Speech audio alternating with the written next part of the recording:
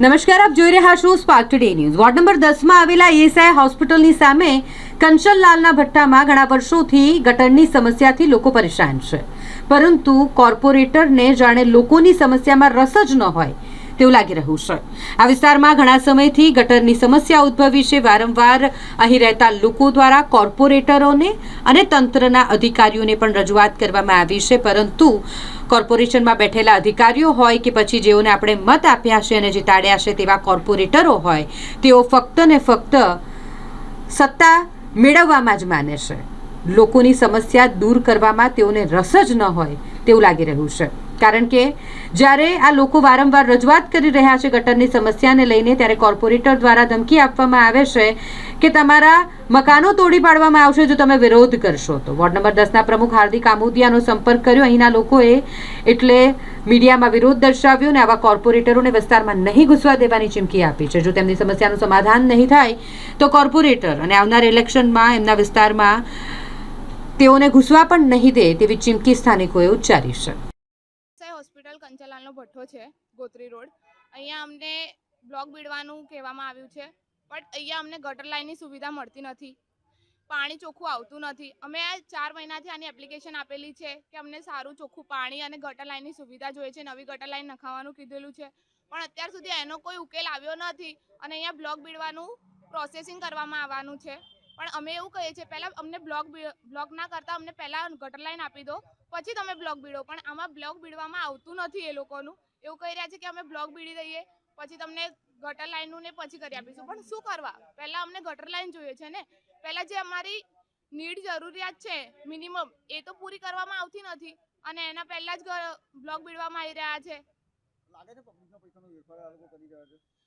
ખરેખર એવું જ લાગે છે, કેમ કે હમણાં ચૂંટણી આવવાની છે અને એવી રીતે કહી રહ્યા છે કે બ્લોક બીડવાનું જરૂરિયાત છે, તો શું જરૂર છે અત્યારે? ગટર અમારી જે જરૂરિયાત છે એ પૂરી કરવામાં આવે તો સારું લાગે ને।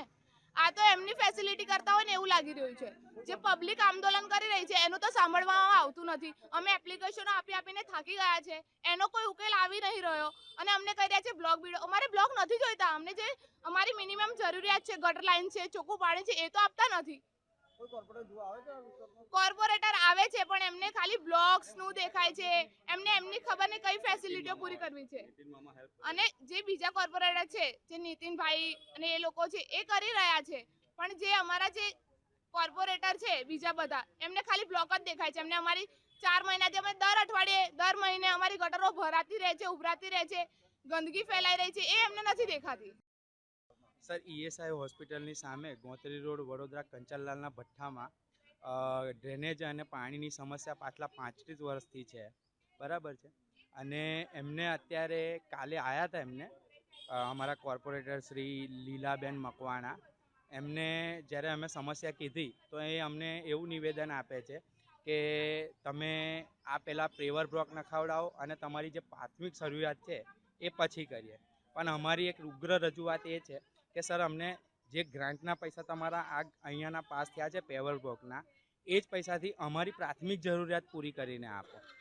અમારી બીજી કોઈ માંગ નથી। અમને પહેલાં ગટર અને પાણીની સુવિધા કરીને આપો, એની પછી તમારે જે પેવર બ્લોક નાખવું હોય કે સંગમરમર નાખવા હોય એ તમારા ઉપર છે। 100% ખાલી ને ખાલી એમનું સારું દેખાડવા માટે એમને અત્યારે પેવર બ્લોકની વસ્તુ દેખાડે છે, બટ એમને અમારી પ્રાથમિક જરૂરિયાત ગટરના વહેતા પાણી, ડોહરા પાણી, રોગચાળા એ કશું જ દેખાતું નથી। આ વોર્ડ નંબર 10નો વિસ્તાર છે। ભીમાના દવાખાનાની સામે કંચનલાલનો ભઠ્ઠો આવ્યો છે। આજે 30 વર્ષથી જનતા હેરાન થઈ રહી છે કે ભાઈ અમારું જે આટલા વર્ષોથી ગટરનો પ્રોબ્લેમ છે, સોલ્યુશન આવ્યું નથી। તો આ લોકોને ન્યાયની માગણી કરી રહ્યા છે। કોર્પોરેટરોને બી રજૂઆત કરવામાં આવી છે કે અમને જે પ્રાથમિક જરૂરિયાત છે, જે નળ ગટર રસ્તા, એ અમને સારા જોવે છે। આજે દિવસે દિવસે રોજ ગટર ઉભરાય છે। આજે લોકોને જવા માટે બી હાલાકી પડી રહી છે, લોકો બીમાર પડી રહ્યા છે। તો માગણી જનતાની એ જ છે કે અમે વેરો ભરીએ છીએ તો વેરાનું વળતર આપવું જોઈએ। તો અમને જે પ્રાથમિક જરૂરિયાત છે પહેલાં પૂરી કરો, અને જે અગાઉના સમયમાં જો આનું નિરાકરણ નહીં આવે તો અમે ઉગ્રમાં ઉગ્ર આંદોલન કરીશું। કોર્પોરેટરની દાદાગીરી પણ સામે આવી છે, લોકોને ધમકી આપવામાં આવે છે, શું કહેશો? હા, એ તો એવું કહી રહ્યા છે કે ભાઈ એમને ખબર છે કે ભાઈ અમે 30 વર્ષથી ચૂંટાઈને આવી જ જઈએ છીએ, એટલે સત્તાનો નશો ચડી ગયો છે। તો આ સત્તાનો નશો બી દૂર થશે. જો ટૂંક સમયમાં આ વોર્ડ નંબર 10માં જે લોકોને હાલાકી પડી રહી છે એ હાલાકીનું નિરાકરણ લાવવું જોઈએ. નહીં તો અગાઉના સમયમાં જનતા દ્વારા ઉગ્ર આંદોલન કરવામાં આવશે એવી ચીમકી જનતાએ બી આપી છે.